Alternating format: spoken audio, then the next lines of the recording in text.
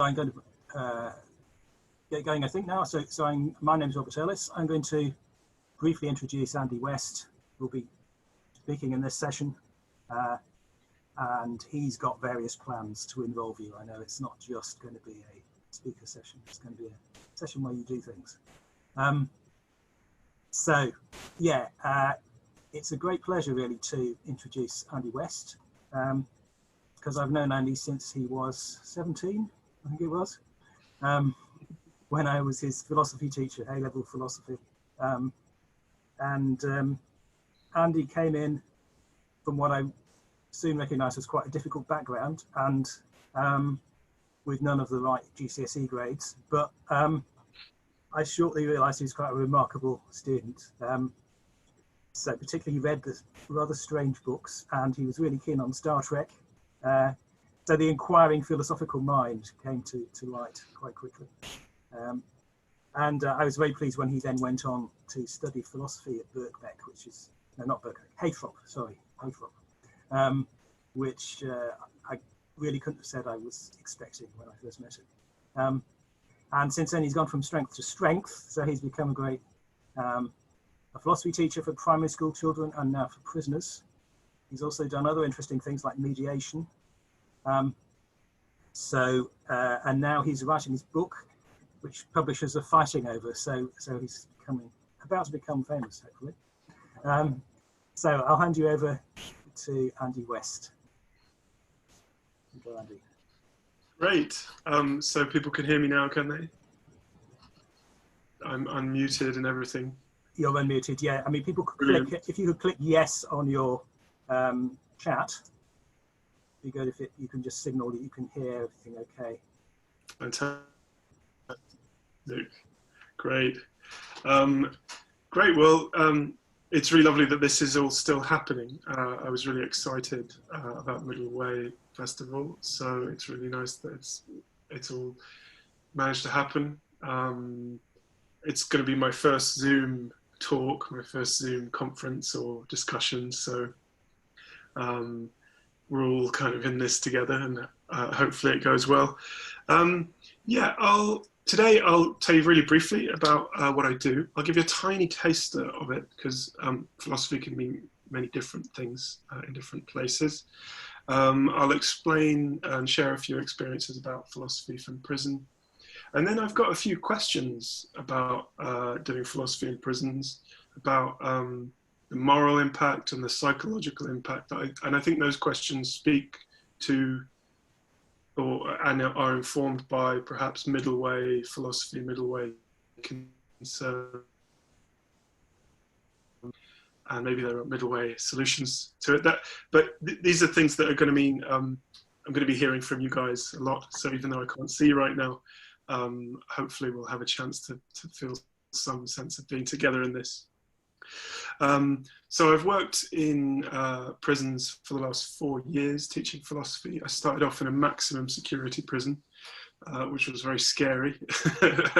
At least it was scary as an idea, but going in, I quickly found it a very addictive environment to be teaching in. It was very intense, very rewarding on a philosophical level. So many key areas of philosophy are so relevant in the prison world: time, freedom, power, and that's before you even get to things like ethics and that kind of stuff. And I've worked in a number of prisons. I think just under a dozen prisons in England over the last 4 years. Maximum security prisons, lower security prisons, old Victorian prisons that are 200 years old and falling apart, women's prisons, prisons that house sex offenders, open prisons. So it's been really interesting to do philosophy in all these different settings. And as Robert alluded to, my interest in prison goes further back to childhood. My brother was in prison. I used to visit him there when I was a kid, and my dad was also in prison, and so was my uncle. So part of what I'm doing with these days at the moment in the lockdown, which again is a prison term, is I'm writing a book which is due to be published in just under 2 years about teaching philosophy in prison, but autobiographical perspective. So, for example, luck is a big question in philosophy, moral luck. You know, what does luck mean for our sense of responsibility and choice and agency? And my story with my brother is that he's been to prison 12 occasions, I think. Only ever been as a teacher. So there's, you know, that really kind of, I think, motivated my kind of desperation to talk about philosophical questions, those big differences, and trying to, you know, square those events in my own life. So it's as much about that as it is about my experience doing philosophy in prison. And that's not just about luck, but that's about freedom or time or nature or pessimism or you know, all these philosophical themes.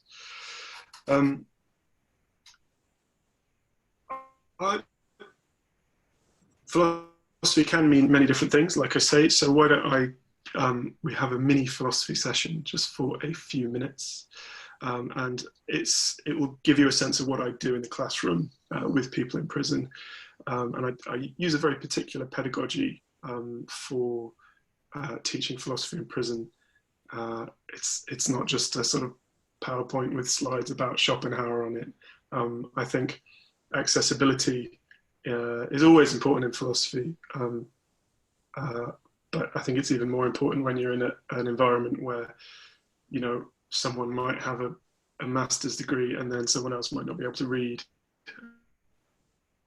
And these two people are in the room and you kind of include them together.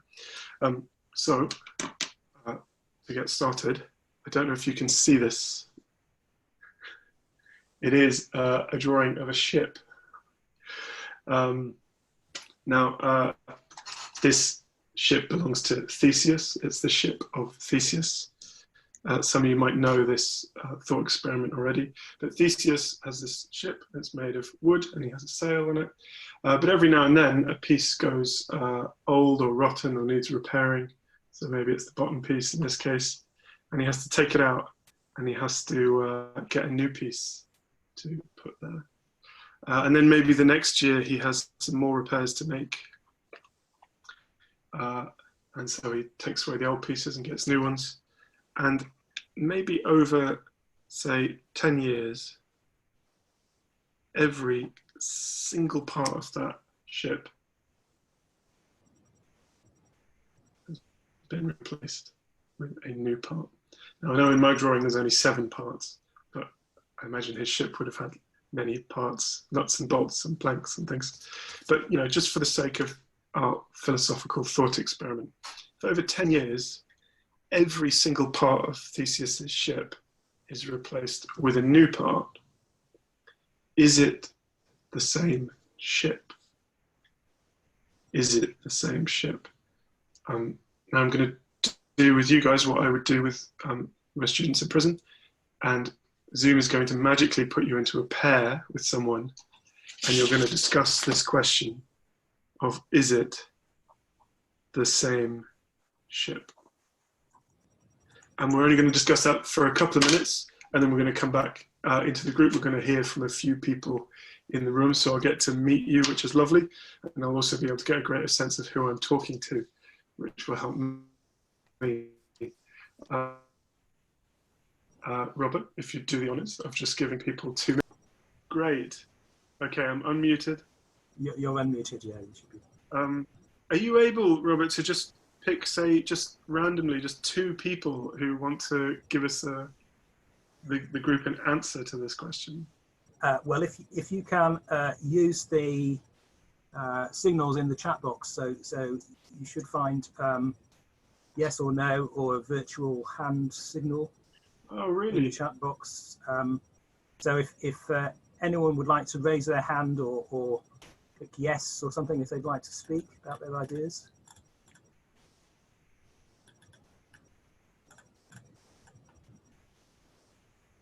We've got Nina Davis. Okay. So I'll unmute you, Nina. That's great. So, and this is the ship I'm talking about. So just yes, yes. So I get. So the question is it the same? Is it the same ship? So there's questions about, well, what are we calling a ship? There's also questions about it. How can it ever be the same from one moment to the next? But also that if we've given the ship a name, then there is some sense of continuity. So it is and that's sort of, I guess, how all of us continue through life, that we might be completely different, but yet we still have this kind of continuity that goes through our life. Yeah. So if we have that continuity from the name, if the ship has that continuity, is it the same ship? Well, yes. I guess, you know, the cliche is we all are completely cellularly different, aren't we? And yet we recognise something that's the same. If we were to change the name, would that mean it wasn't the same ship? Ah.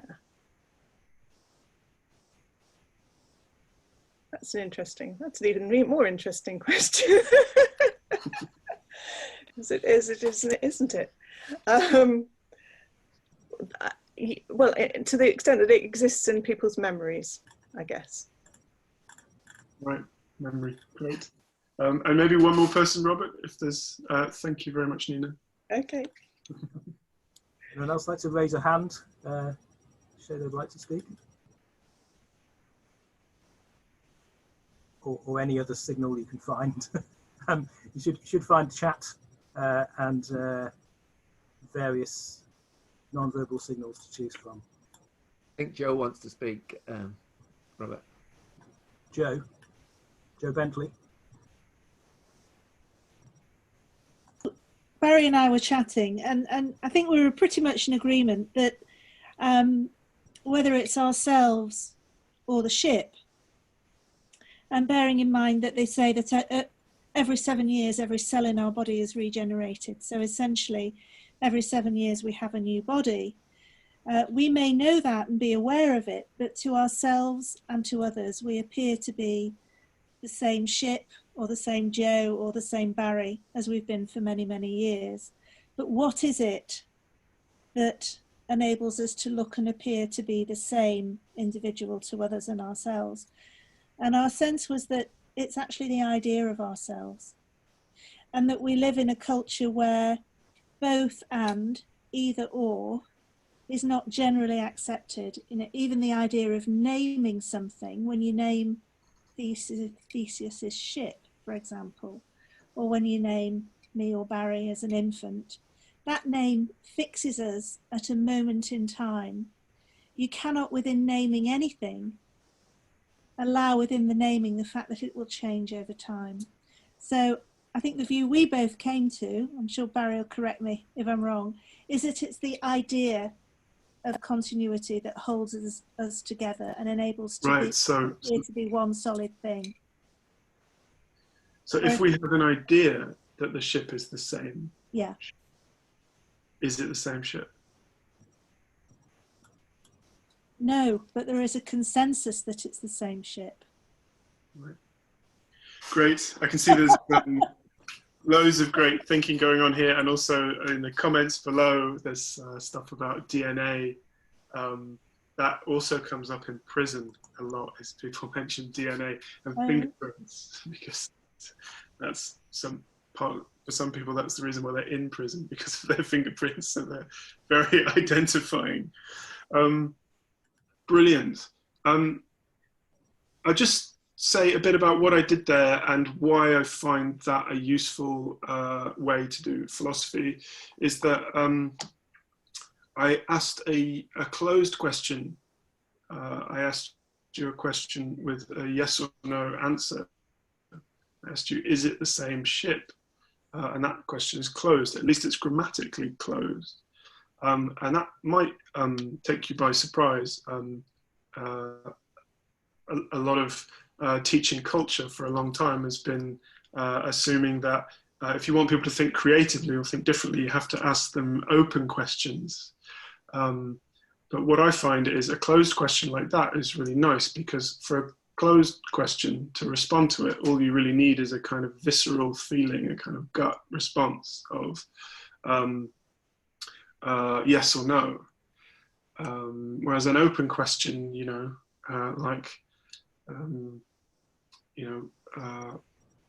what color is Tuesday? I think that was an open question that I heard recently in a philosophy classroom. I'm sure there are less strange ones, but open questions sometimes require you to have a very imaginative thought before you kind of then volunteer it to the group. Whereas a closed question, you just kind of have your response and then you articulate it. And it's often through the articulation of your idea that you come to learn what it is. And through a conversation, you come to discover it a bit more. So I think closed questions can be really kind of in the moment way of doing philosophy. Sorry, I'm seeing, isn't your gut response pure Trump? Someone has said in the comments. Yes, I mean, gut responses are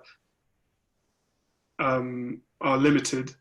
If you start and finish with your gut response, then it's not a very positive classroom experience probably. But if you can invite people in through the gut response and then ask them to, explain their idea, and then just like I did with the two people we heard from, I just asked a follow-up question, and I think in both cases they kind of went, and so I've never seen Donald Trump do that. I've never seen Donald Trump kind of think, what do I think about this? So yes, it's a valid concern, and it's also a valid concern in the prison setting where men's prisons especially are very overcrowded, and people don't tend to have great relationships with each other in them, partly because of the being overcrowded, and it's a hostile environment, and neutrality, like neutral actions are often interpreted as hostile, and people are quite suspicious and things like that. And so actually having a closed question which invites a gut response could be, or has been in my experience, sometimes it can escalate conflict really quickly because someone thinks it's the same ship and someone thinks it's not the same ship. And doing philosophy in that way, where you're kind of encouraging debate in an environment that's already quite high in tension, can be can make things quite hot to handle in the classroom. So to kind of counter that, I use another method. What I normally do is on my whiteboard, I would draw a red box, and I would have two questions. One is this true? And another is, how could this be true? So these are two different questions. Is this true, and how could this be true? And then I put something in the box, like 2 + 2 = 5. Now, there are two different questions we can ask about this. Is this true, or how could this be true? And what I say is, we're not interested in whether it's true. We're interested in how it could be true. So basically the game is, anything I write in this box has to be, you have to imagine a way in which it could be true, even if you don't think it is, even if it's bonkers, even if it doesn't make sense. You have to imagine a way it could be true. So you have to really say yes to it. And I find this is a good game to play for tempering conflict and tension. But also it's very philosophical to think in this way, because I think a key part of philosophy is applying the principle of charity, which basically means thinking about an idea as sympathetically as possible. How could this be true? So for this one, 2 + 2 = 5, maybe because we're on a planet where they never invented the number 4, so people just count by going 1, 2, 3, 5, 6, 7. Or maybe we're in a place where 2 actually means 2.5. So people start playing with the logic of it. And you can put anything in this box, like everyone is good. And invariably, if you put everyone is good in the box, someone will go, not everyone's good. But you say, yeah, well, you know, for the question, is this true? You're right. Not everyone is good. Perhaps you're right. But we're interested in how it could be true. So how could it be true that everyone is good? Can we just have, Robert, could we just have 2 minutes with how could it be right that everyone is good? Could we just have that? Got everyone back now? Andy? Great. Breakout group. We're all back. Fantastic. Okay. I'm getting used to Zoom time and how quickly or slowly we can do things on Zoom. So I'm gonna talk a little bit now. So it'll be a bit of a break before we have our next group discussion, where I'll be kind of asking for your input on something. Question I have about my teaching practice. So you've had some experience of what I would do on a first session with people in prison. Discussing the ship of Theseus is always really powerful because it seems to touch a really something deep for prisoners, which is this issue of identity. And it's not something they get to talk about a lot. But I think, you know, obliquely through philosophy, they can. So, for example, one thing I found out through doing this with prisoners is every time you go to prison, you get the same ID number. Your prisoner number is always the same. So if I was given a custodial sentence and I went to prison today for 6 months, and then I got out and then I had a life outside and then I went back for some reason, I would be given the exact same number. And, you know, it's a number rather than a name. So there is a sense in which the prison identity is very fixed, and that people then, it becomes a self-fulfilling prophecy, and people really enact that identity, especially perhaps when they're younger and maybe don't necessarily know who they are yet or so much. This sense of, you know, if you sort of want to see a thug, I'll give you a thug, you know, that kind of thing. So, you know, sometimes we talk about that in the session and what that means for being the same or not, whether prison is a place to become a different person, and in what way you become a different person, whether it transforms you positively or it's sort of, you know, something crumbles when someone is in prison, or if those two things are happening at the same time. So, you know, sometimes these discussions will be very, just like any other discussion you'd have of, you know, an analytic conversation about a philosophical matter, but sometimes people bring in these aspects of something they're dealing with. And then it can feel very relevant to the prison setting. I did think about doing sort of philosophy of prison. You know, there are these thinkers like Foucault who write about the philosophy of prison, and people who work on like the free will and punishment problems who I could do. What I actually found is people relate everything to their prison life anyway, because it's such an absolute experience, I think, to be in prison. I think maybe we're experiencing a glimpse of that at the moment. I don't think COVID lockdown is that much like prison. I'm cautious about saying that, but I think we're all experiencing maybe the drag of time and finding it hard to mark the days. And certainly here in London, you know, everything is different. The whole ambience is, the whole frequency and temperature feels entirely different. So it feels very absolute. And I think for people in prison, sometimes it can feel that way as well. And therefore, they tend to bring in aspects of prison life to talk about identity or freedom or whatever. In a women's prison, I spoke about the ship of Theseus, and we connected it to people in the way that many people here did in the breakout groups, of whether you're the same person throughout time. We're talking about memory, which is what someone here was talking about as well. If you can sort of remember your past, then you're somehow tied to it. And if you can't remember it, then you're not. And you know, men in prison are very, it's very much about kind of keeping yourself to yourself. It's a very contained experience. I think that's how people tend to avoid conflict. It's just to not get involved with anything. Whereas I found that women in prison were much more overtly emotional.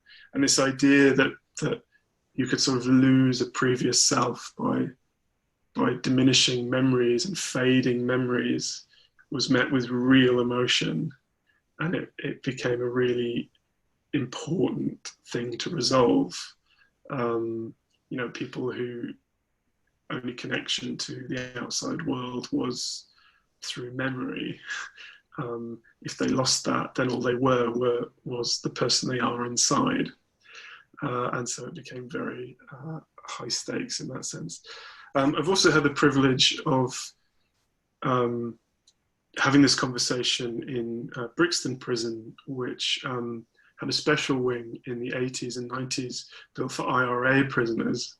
It's a kind of prison within a prison. You have to go through a whole new set of security to get there. But I was lucky enough to go there a few years ago, and it no longer holds IRA prisoners, but it's a drug rehab wing. So there's lots of drugs in prison, no matter what prison you're in, how high security it is, what measures there are, drugs will find a way into prison. And the more prohibitions you have against them, the you know, just the more expensive they become and the more premium they are and sought after. Many people try hard drugs for the first time in prison. It tends to be drugs like heroin or spice drugs that make time disappear, which is logical when you think about it. But this wing in Brixton, you could only get on it if your urine tests were clean for several months, and then you were in recovery groups. And it was a totally different environment. You know, it was a therapeutic environment. People had bright eyes and clear skin and you know, were much easier talking with each other. So discussing this issue of whether you're the same, whether the ship is the same, whether you're the same with people in that setting was really powerful, because I think they were kind of mid-transformation. They were kind of in the tension of that, the excitement of that, you know, are they going to be able to stay clean or not? You know, what are the challenges? Kind of realizing who they might be underneath years of addiction. So, you know, it feels like philosophy is just always relevant in those settings.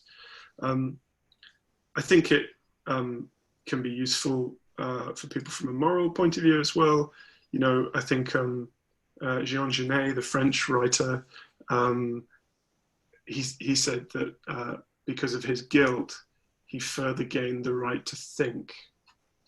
And maybe there's something in that actually moral failure is some kind of opportunity for philosophy that actually allows you to have a deeper, more like embodied sense of inquiry, maybe.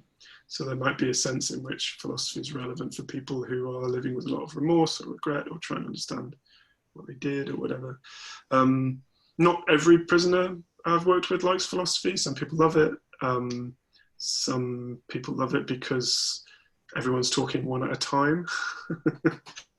It might not necessarily be what they're talking about, but it's just not a cacophony, as prison often is. It's a chance to be together in dialogue, and a lot of the time prisons are very alienating, experience very lonesome. But some people get a lot of intellectual stimulation out of it. And I think just the sense that someone is treating them like they are somebody with a mind. That's what one prisoner told me, that actually it reminds you that you have a mind. And I suppose where in this setting where everyone is warehoused and so understimulated and so bored, and a lot of education is very kind of lowest common denominator in the prison setting. That enrichment can be really important.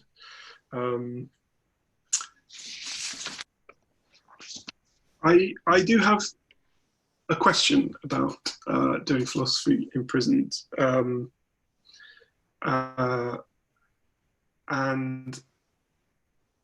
I suppose there's a kind of Jeremy Clarkson response to this, which is they don't deserve something like philosophy. You know, prisons should be tough, and therefore you shouldn't do philosophy with them. My thought isn't so much Jeremy Clarkson as could it ever be harmful to do philosophy with someone? That's quite a big thing to consider. You know, I think we tend to have this view that philosophy kind of, you know, if we just commit to that process, it will naturally kind of, it has this natural teleology that it will naturally take us towards the good life, that it will kind of, it has that gravitational pull built in. And, you know, in America, they talk about liberal arts degrees, don't they? That the purpose of education is almost to make you more liberal, to kind of bring you certain values. I suppose I think that philosophy as a commitment to dialogue could take you in lots of different directions, actually. Somebody mentioned Donald Trump earlier, and there are at least 4 philosophy professors in America who voted for Donald Trump. I don't have their names to hand, but I can provide them. It was in an article I wrote a few years ago. I came across it in my research. So the idea that doing philosophy has a natural moral conclusion, a specific moral destination, I think is a bit controversial. And I suppose Nietzsche is one of the people to say this, in that he said that philosophy is so much post hoc rationalization that actually we already believe what we believe, and philosophy is just the putting that into words. And actually we don't necessarily go from A to B during a philosophical conversation. Now that may or may not be true, but when you're dealing with certain profiles of people in prison, that that possibility becomes really important. So there was something, a project run over the last few years called the Sex Offender Treatment Program. And sex is exactly what it sounds like. Sex offenders joined a kind of support group, and it was a therapeutic intervention in the hope of reducing reoffending from sex offenders. And it was actually found to be harmful. So people who joined this program were more likely to reoffend than people who didn't. And I suppose one thought I have, and it isn't just sex offenders, but includes sex offenders, is if you have a profile of person, if there is such thing as a profile of person, I don't know, after the ship of Theseus, but who may be very manipulative, the crime may have involved a lot of rationalization, that what they did wasn't harmful or wasn't a problem. It may have involved some level of like grooming, that may be from sex offenders, that may be at sort of gang level. It may have involved skills that philosophy is further supporting. That actually you could be, by doing philosophy with people, certain people, you may be furthering their propensity or facilitating their propensity to do harmful things. Now, there's no evidence for that. I haven't done any research, don't have any data. I can't say for sure if you do philosophy with this group of people, you'll get this outcome, but we don't know. And I think it is a warranted concern, but I don't know what to do about it. I've asked the people I work with in prison, you know, what do you think? and someone was saying, oh yeah, there's definitely people you don't want in this class. They were talking about Tommy Robinson, and they were saying it's, you know, an educated thug is worse than a non-educated thug. That was the words of one of my prisoners. I don't know what I think. And I guess that's one thing I wanted to bring here is true to the style of a philosopher, you know, if it was found to be morally harmful to do philosophy with certain groups of people in prison or groups of people anywhere, what should we do, I wonder? Yeah. Is that something we can discuss in groups, Robert? It is. I mean, there's only just over 10 minutes left. There's several questions being asked in the chat. Then maybe if you prefer to address those, or perhaps just have a more of a discussion. Yeah. So maybe if that's the best way to do it, then yeah. I think it would just take a lot of time if we went into breakout groups again. Okay. So I've seen Susan's question about the experiences of victims. A philosopher might be good at gaslighting. I think I might agree with you there. This is my concern. It's not necessarily true that a philosopher would gaslight, but if you're inclined towards gaslighting, then, you know, topsy-turvying the world on its head is something a philosopher is very skillful at.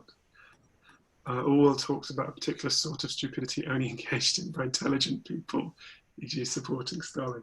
Yes, so I think there's some support in the room for this idea that maybe philosophy doesn't have this specific moral destination.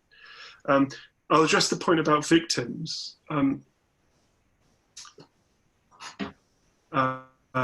So yeah, the experience of victims in my philosophy class. That's a really important point. A lot of the rehabilitation programs that are available to prisoners, you can only join, they can only join once they confess their guilt. And therefore you have a kind of band of prisoners who don't do those programs because they're on remand.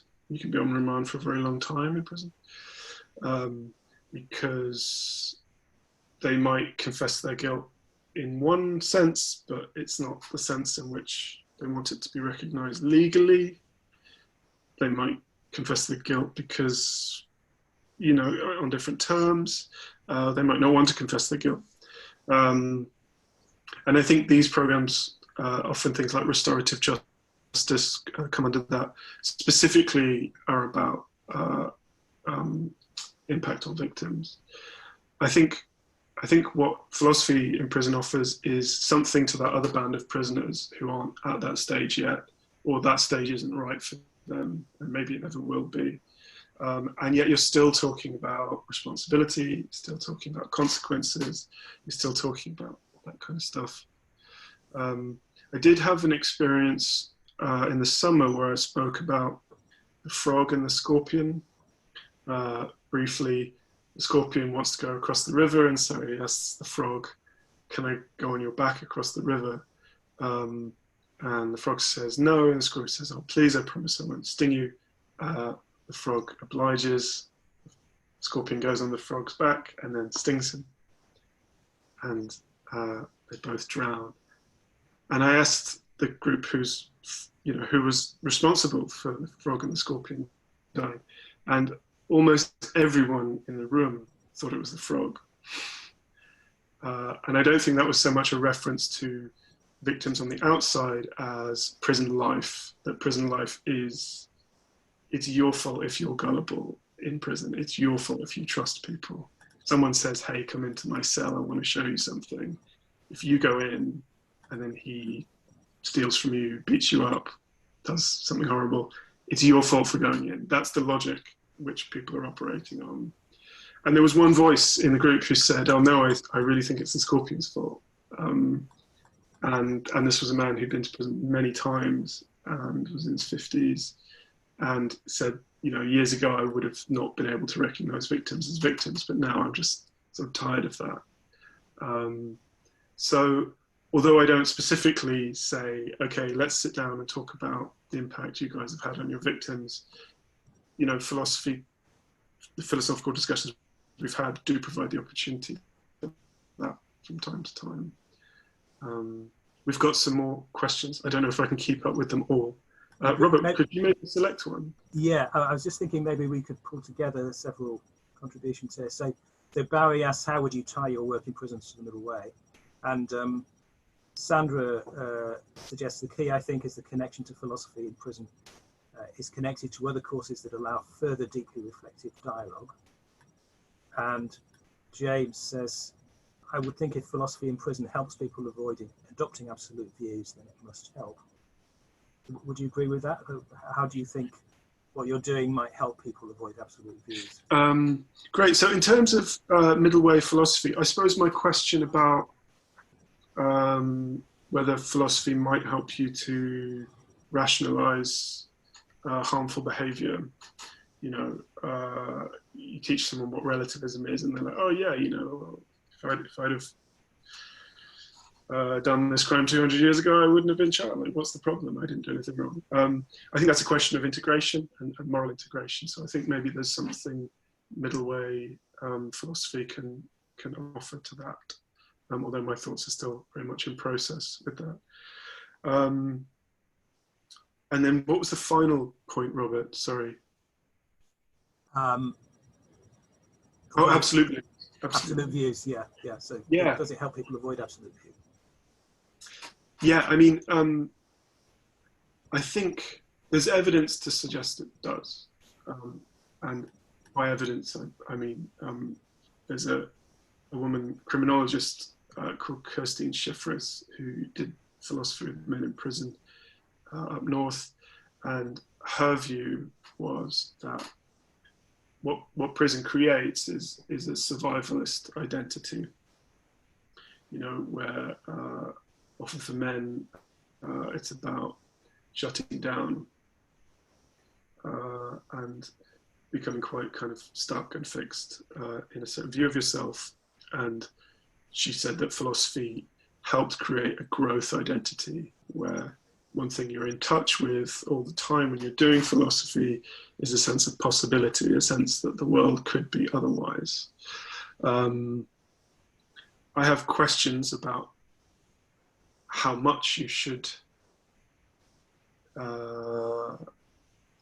challenge people's fixed beliefs in a setting where they need to survive. And fixed beliefs might be useful in the short term for people in prison. And at the end of the day, I leave at 5 o'clock every day. And, you know, if they've had this confounding, you know, expanding moment that they have to still live in a 6x8 cell and, you know, not look at anyone on the landing and eat the food with their head down, you know, they still have to live in this newly problematized world within a prison. So I'm not saying that Kirstine is wrong. I'm saying there are queries that I have about how much you should take away people's absolutized beliefs in the short term. Okay, so perhaps you could say there were certain contexts where they work, even if they don't work beyond those contexts. Yeah, and they work in very limited ways and in ways that are harmful to the person, but what are the alternatives, you know? Yeah. I mean, there's a comment from Gus Linton at the end here. So he says, a paradox in prison teaching is that most of the qualities one needs to grow as an individual, things like honesty, curiosity, and suspending judgment, are things that you must not do to survive in prison. Would you agree with that? Well, the honesty, curiosity, and suspending judgment. Yeah. Yes, I agree with that, except for honesty, I think. I don't have this experience firsthand. As I say, I go home at 5 o'clock. But a few months ago, I did Schopenhauer with them. And Schopenhauer, in his essay, The Suffering of the World, he says, if you want to get by in this world, best thing to do is imagine you're living in a prison where everyone is being punished, and then you'll be more accepting of people's calamities and you'll be disappointed less. And I said to the people I'm teaching in prison, like, what do you think of this? You know, is this the best way? And some of them liked it, but a lot of them said, there's no way I could think of the world as a prison. Taking it, you know, quite literally, I suppose. But one of the reasons somebody said is because whenever I get out of prison, what I notice is just how much people lie all the time. People just add another 10% to all their stories all the time. And in prison, you can't say to someone, you did 200 sit-ups this morning, because everybody knows how many sit-ups you did. It's such an intensely small panopticon that actually lying about certain things anyway is quite hard in prison. And as a teacher, what you're often told, you know, when you're trying to connect across, say, a class divide or race divide with people in prison, is you'll be fine as long as you don't pretend to be anything you're not. And I think that goes for prisoners as well. So yeah, I've never met a prisoner, not a mainstream prisoner, who told me I didn't do it, I'm innocent. I've never met that prisoner. I've seen them in films hundreds of times, but I've never. So yes, I agree with that point. Except I think the honesty is. It's not that prisoners are wonderfully honest and it's a wholesome environment, but it's a bit more complicated sometimes. Yeah. Okay, well, I think we're running out of time there, Andy. But is there anything you want to say by way of just a final sentence or closing remark? No, this has gone surprisingly well. I was a bit nervous about doing this on Zoom, but it feels like it's great to have seen people's comments and to have had a few chats. And yeah, thanks. It's been a real pleasure. Okay, well, thank you very much for joining us, Andy. Thank you. And can I just remind everyone that if you'd like to carry on discussing kinds of points that have been raised here in the discussion or Andy said, then do go to the forum on the Middle Way Society site. It's on the right-hand side of the site, which is forum, and then festival discussion. And there, hopefully, you'll be able to continue. Okay, thank you very much, everybody, for coming, and goodbye.